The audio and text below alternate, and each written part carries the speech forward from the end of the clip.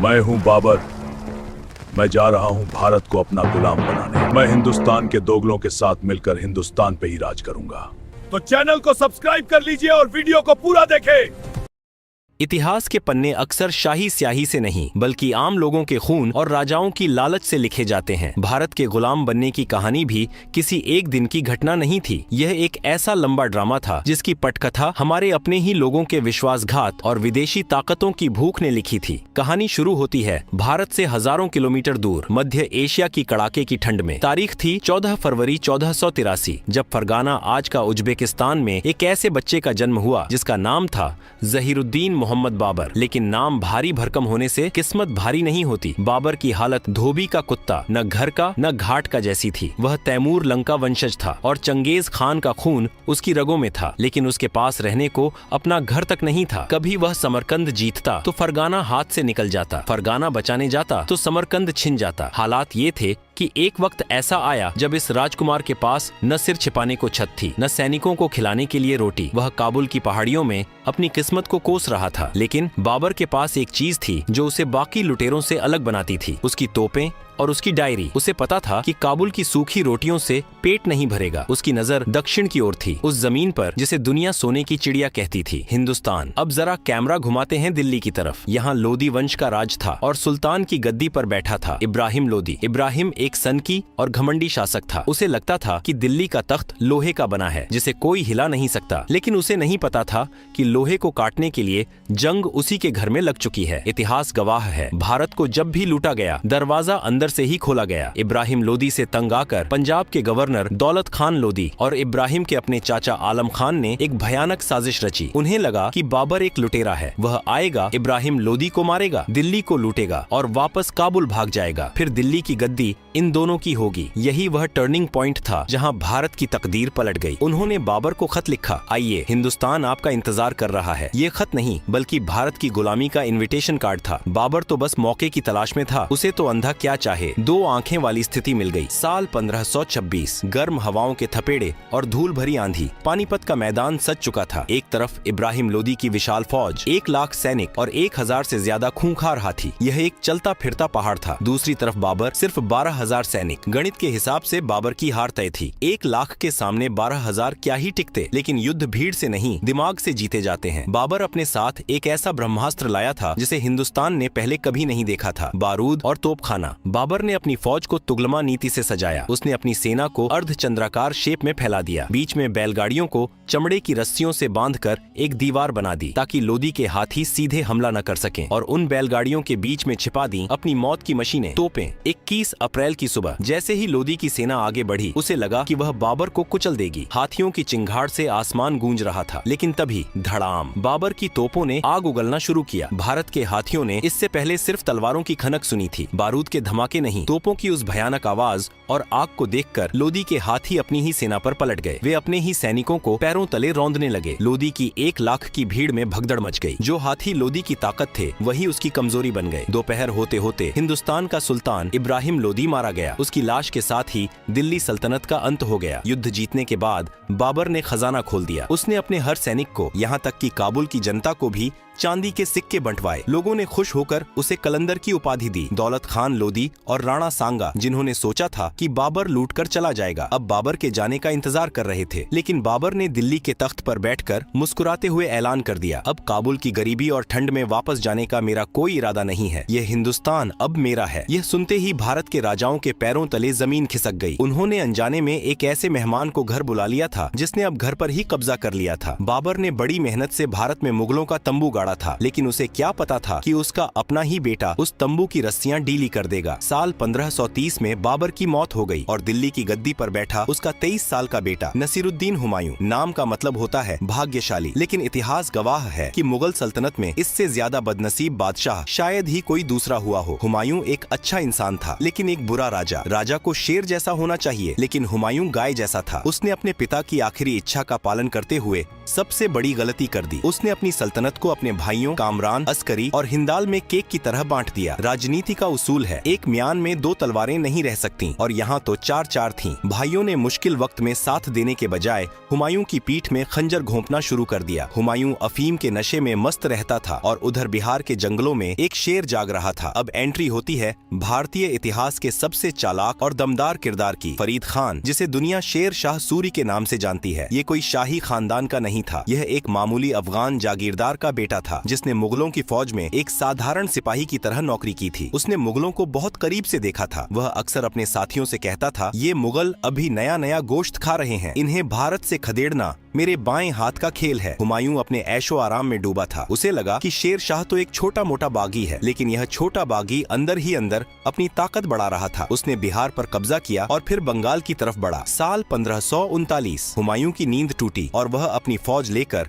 शेर शाह को सबक सिखाने चला। दोनों सेनाएं चौसा बिहार के मैदान में आमने सामने थीं, लेकिन शेर शाह सूरी लोमड़ी जैसा चालाक था। उसने हुमायूं पर तुरंत हमला नहीं किया, वह इंतजार करता रहा बारिश का। जैसे ही बरसात शुरू हुई, मुगलों का कैंप, जो निहायत ही बेवकूफी से नदी के किनारे निचले इलाके में लगाया गया था, पानी में डूबने लगा। उनकी तोपें कीचड़ में फंस गईं, बारूद भीग गया। बस फिर क्या था, शेर शाह ने रात के अंधेरे में भूखे भेड़िए की तरह हमला कर दिया। मुगल सेना गाजर मूली की तरह काटी गई। बादशाह सलामत अपनी जान बचाने के लिए घोड़े समेत गंगा नदी में कूद गए। तैरना आता नहीं था, डूबने ही वाले थे कि एक निजाम नाम के भिश्ती ने उन्हें अपनी मशक हवा भरी हुई चमड़े की थैली के सहारे बचा लिया। सोचिए, जिस मुगल ने भारत को जीतने का दम भरा था, आज उसकी जान एक चमड़े की थैली पर टिकी थी। हुमायूं जान बचाकर आगरा भागा, लेकिन शेर शाह रुकने वाला नहीं था। अगले ही साल 1540 में बिलग्राम कन्नौज में फिर युद्ध हुआ। इस बार हुमायूं के पास न तोपें थीं न हौसला। शेर शाह ने उसे ऐसी पटखनी दी कि हुमायूं को न सिर्फ दिल्ली बल्कि पूरा हिंदुस्तान छोड़कर भागना पड़ा। भारत में मुगल साम्राज्य का दी एंड हो चुका था। 15 साल तक भारत पर शेर शाह सूरी और उसके वंशजों का राज रहा। शेर शाह ने इन 5 सालों में वो काम कर दिखाए जो मुगल 50 साल में नहीं कर पाए। उसने जीटी रोड बनवाई, रुपया चलाया और डाक व्यवस्था सुधारी। इधर हुमायूं की हालत भिखारी जैसी हो गई थी। वह सिंध और राजस्थान के रेगिस्तानों में भटक रहा था। अपने भाइयों के पास मदद मांगने गया तो उन्होंने दरवाजे बंद कर लिए। इसी बदनसीबी और निर्वासन के द्वार में अमरकोट के हिंदू राजा राणा वीरसाल ने मानवता दिखाई और इस मुस्लिम भगोड़े को अपने महल में पनाह दी। यही वह जगह थी जहाँ 15 अक्टूबर 1542 को हमीदा बानो की कोख से एक बच्चे का जन्म हुआ, जलालुद्दीन मोहम्मद अकबर। जरा विडंबना देखिए, भविष्य का मुगल ए आजम एक हिंदू राजपूत के घर में पैदा हुआ था, जबकि उसका पिता बेघर था। शायद यही वजह थी कि अकबर की रगों में कट्टरता नहीं बल्कि भारत की मिट्टी की महक थी। कहते हैं वक्त का पहिया घूमता जरूर है। 1545 में कालिंजर के किले को जीतते समय बारूद के फटने से शेर शाह सूरी की मौत हो गई। शेर शाह के मरते ही सूर साम्राज्य ताश के पत्तों की तरह बिखरने लगा। उसके उत्तराधिकारी कमजोर और निकम्मे निकले। हुमायूं, जो अब तक ईरान के शाह की मदद से अपनी ताकत बटोर रहा था, ने देखा कि लोहा गर्म है। 1555 में यानी 15 साल बाद वह वापस लौटा। उसने सरहिंद की लड़ाई में सिकंदर सूरी को हराया और दोबारा दिल्ली के तख्त पर कब्जा किया। मुगल वापस आ चुके थे, लेकिन हुमायूं की किस्मत में सुख ज्यादा दिन का नहीं था। जनवरी 1556 की एक शाम वह अपनी लाइब्रेरी दीनपनाह भवन में किताबें पढ़ रहा था। अजान की आवाज सुनकर वह नमाज के लिए तेजी से सीढ़ियों से नीचे उतरने लगा और तभी पैर फिसला। वह लुढ़कते लुढ़कते नीचे गिरा और सिर में गहरी चोट लगने से उसकी मौत हो गई। एक प्रसिद्ध इतिहासकार ने हुमायूं पर क्या गजब का तंज कसा है। हुमायूं जिंदगी भर लड़खड़ाता रहा और लड़खड़ाते हुए ही अपनी जान दे दी।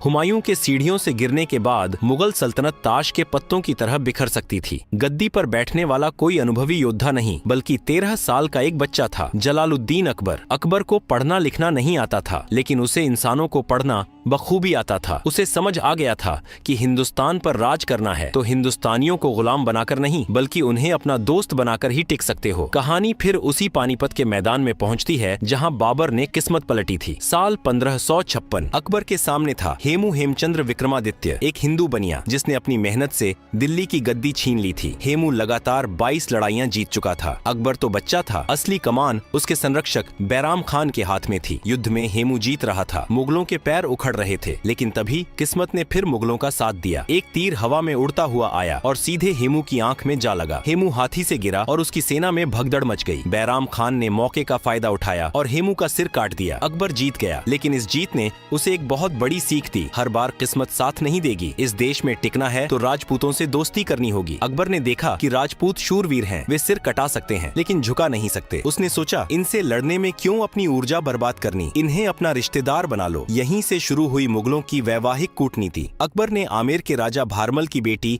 हरकाबाई जोधाबाई से शादी की। यह सिर्फ एक शादी नहीं थी, यह एक मास्टर स्ट्रोक था। जैसे ही अकबर ने राजपूत राजकुमारी से शादी की, आधे राजपूत तो अपने आप मुगलों के रिश्तेदार बन गए। जो तलवारें मुगलों की गर्दन काटने के लिए उठती थीं, अब वही तलवारें मुगलों की रक्षा के लिए उठने लगीं। अकबर ने राजपूतों को अपनी ढाल बना लिया। मान सिंह जैसे योद्धा अब मुगलों के सेनापति थे। अकबर ने जजिया कर हटाया, हिंदुओं को ऊंचे पद दिए और सुलह ए कुल की नीति अपनाई। लोग कहने लगे, मुगल तो परदेसी थे लेकिन अकबर तो अपना लगता है। बस यही वो सॉफ्ट पावर थी जिसने भारत को मानसिक रूप से गुलाम बना लिया। 1605 में अकबर की मौत के बाद उसका बेटा सलीम जहांगीर तख्त पर बैठा। इसे सल्तनत चलाने से ज्यादा शौक चित्रकला, शराब और अपनी पत्नी नूरजहां का था। शासन की असली चाबी नूरजहां के पल्लू में बंधी थी। जहांगीर खुद को बहुत बड़ा न्यायप्रिय मानता था। उसने आगरा के किले में सोने की जंजीर अदल लटकवाई थी। किसी को भी दिक्कत हो, घंटी बजाओ, बादशाह खुद आएंगे। लेकिन उसे खबर ही नहीं थी कि उसके साम्राज्य की नींव में दीमक लगनी शुरू हो गई है। 1608 में कैप्टन हॉकिंस और बाद में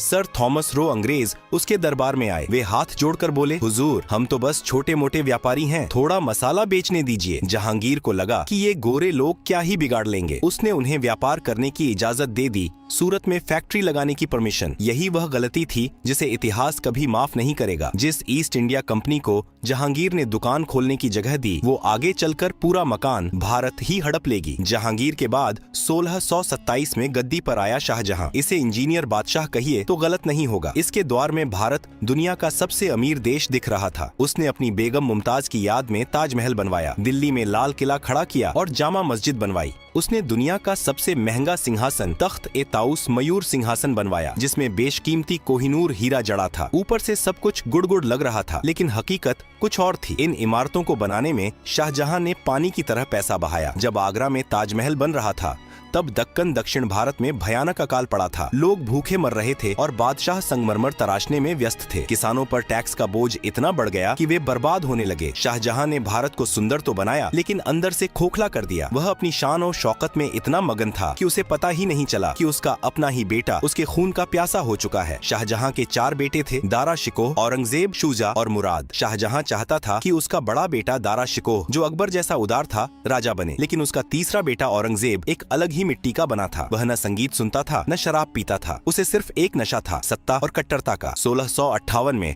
औरंगजेब ने अपने ही भाइयों को मौत के घाट उतारा। दारा शिकोह का सिर काटकर तश्तरी में रखकर अपने बाप शाहजहां को गिफ्ट किया। बूढ़े शाहजहां को आगरा के किले में कैद कर दिया गया। वही शाहजहां जिसने दुनिया को ताजमहल दिया, अपने आखिरी 8 साल एक छोटी सी खिड़की से ताजमहल को देखते हुए और अपनी किस्मत पर रोते हुए बिताए। शाहजहां की कैद के साथ मुगलों का रोमांस और आर्किटेक्चर वाला दौर खत्म हो चुका था। अब दिल्ली के तख्त पर वो शख्स बैठा था जिसे इतिहास या तो जिंदा पीर कहता है या फिर क्रूर शासक। नाम था मुहिउद्दीन मोहम्मद औरंगजेब। अकबर ने जिन राजपूतों को गले लगाकर भारत को जीता था, औरंगजेब ने उन्हें धक्के मारकर खुद से दूर कर दिया। उसे लगा कि वह तलवार के जोर पर भारत के लोगों का धर्म और दिल दोनों बदल देगा, लेकिन उसे नहीं पता था कि भारत की मिट्टी दबाव में दबती नहीं बल्कि बागी हो जाती है। औरंगजेब की जिंदगी की सबसे बड़ी गलती थी दक्षिण भारत जाने की जिद। उसे बीजापुर और गोलकुंडा जीतने का नशा था, लेकिन वहाँ सह्याद्री की पहाड़ियों में एक शेर उसका इंतजार कर रहा था, छत्रपति शिवाजी महाराज। शिवाजी के पास मुगलों जैसी लाखों की फौज नहीं थी, लेकिन उनके पास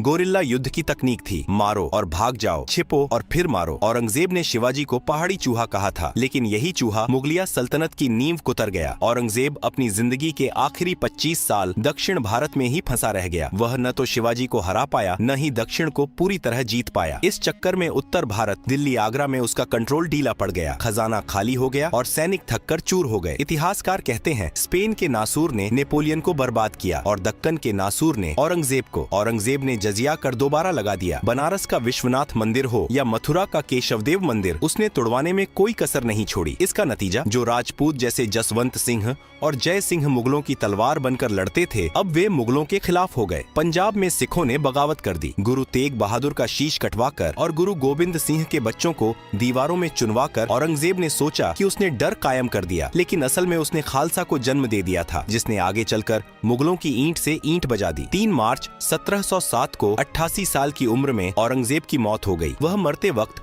अपने हाथ में तस्बीह माला लिए अपनी गुनाहों की माफी मांग रहा था, लेकिन तब तक बहुत देर हो चुकी थी। उसके मरते ही मुगलों में वही पुराना खेल शुरू हो गया, गद्दी के लिए मारकाट। लेकिन इस बार गद्दी पर बैठने वाले शेर नहीं, बल्कि गीदड़ थे। बहादुर शाह, जहानदार शाह, फर्रुखसियर, ये सब नाम मात्र के बादशाह थे। किसी को शराब का शौक था तो किसी को दरबारियों के इशारों पर नाचने का। सबसे मशहूर नमूना था मोहम्मद शाह रंगीला। भाई साहब को कथक देखने और शराब पीने से फुर्सत ही नहीं थी। उसे खबर दी जाती कि दुश्मन हमला करने वाला है तो वह कहता, हनोज दिल्ली दूर अस्त, अभी दिल्ली दूर है, बाद में देखेंगे। जब घर का मालिक कमजोर हो तो चोर दरवाजे नहीं खटखटाते, सीधे अंदर घुस जाते हैं। 1739 में ईरान का लुटेरा नादिर शाह भारत आया। उसे पता था कि दिल्ली का बादशाह रंगीला एक नंबर का डरपोक है। करनाल के युद्ध में नादिर शाह ने मुगलों को सिर्फ 3 घंटे में हरा दिया। 3 घंटे, जितनी देर में आज हम एक फिल्म देखते हैं, उतनी देर में मुगल फौज सरेंडर कर चुकी थी। नादिर शाह दिल्ली में घुसा। उसने 57 दिनों तक दिल्ली को लूटा, कत्लेआम मचा दिया। जाते जाते वह अपने साथ शाहजहां का बनवाया हुआ मयूर सिंहासन और कोहिनूर हीरा भी ले गया। मुगलों की इज्जत, दौलत और ताकत सब कुछ लुट चुका था। अब बादशाह सिर्फ लाल किले का कैदी बनकर रह गया था। मुगलों की कमजोरी का असली फायदा उठाया उन व्यापारियों ने जो तराजू लेकर आए थे, लेकिन अब तलवार उठा चुके थे। ईस्ट इंडिया कंपनी अंग्रेज। उन्होंने देखा कि भारत के राजा आपस में लड़ रहे हैं। उन्होंने एक एक करके सबको हराया। प्लासी 1757, बक्सर 1764 और दिल्ली के असली मालिक बन बैठे। मुगल बादशाह अब अंग्रेजों के पेंशनर थे। कहानी का अंत होता है 1857 की क्रांति के साथ। मुगलों का आखिरी बादशाह बहादुर शाह जफर, 82 साल का एक बूढ़ा शायर। विद्रोहियों ने उन्हें अपना नेता चुना, लेकिन अंग्रेजों ने इस विद्रोह को कुचल दिया। जफर के सामने उनके बेटों का सिर काटकर तश्तरी में सजाकर गिफ्ट के तौर पर पेश किया गया। वही खेल जो कभी औरंगजेब ने अपने भाई के साथ खेला था, आज नियति मुगलों के साथ खेल रही थी। बहादुर शाह जफर को हुमायूं के मकबरे से गिरफ्तार किया गया और रंगून, म्यांमार भेज दिया गया। वहाँ कैद में अपनी ही सरजमीन से दूर एक टूटी हुई चारपाई पर लेटे हुए जफर ने अपनी आखिरी गजल लिखी थी। कितना है बदनसीब जफर दफन के लिए, 2 गज जमीन भी न मिली कुएं यार में। 1862 में उनकी मौत के साथ ही बाबर द्वारा 1526 में जलाया गया मुगलों का दीपक हमेशा के लिए बुझ गया। तो दोस्तों, यह थी मुगलों की कहानी। बाबर की तोपों से शुरू हुई यह दास्तान अकबर की नीतियों से परवान चढ़ी, शाहजहां की शान में चमकी, लेकिन औरंगजेब की कट्टरता और बाद के बादशाहों की अय्याशी में डूब गई। इतिहास गवाह है, भारत को बाहरी ताकतें कभी नहीं हरा पाईं। बाबर भी दौलत खान लोदी के बुलावे पर आया था और अंग्रेज भी मीर जाफर जैसे गद्दारों की मदद से जीते। मुगलों ने 300 साल राज किया, लेकिन जब उन्होंने भारत को अपना समझना छोड़ा और लूटने या बदलने की कोशिश की, तो भारत ने उन्हें इतिहास के कूड़ेदान में फेंक दिया। सोने की चिड़िया आज भी वही है, बस पिंजरे बदल जाते हैं। कल मुगल थे, फिर अंग्रेज आए और आज खैर, यह फैसला मैं आप पर छोड़ता हूँ।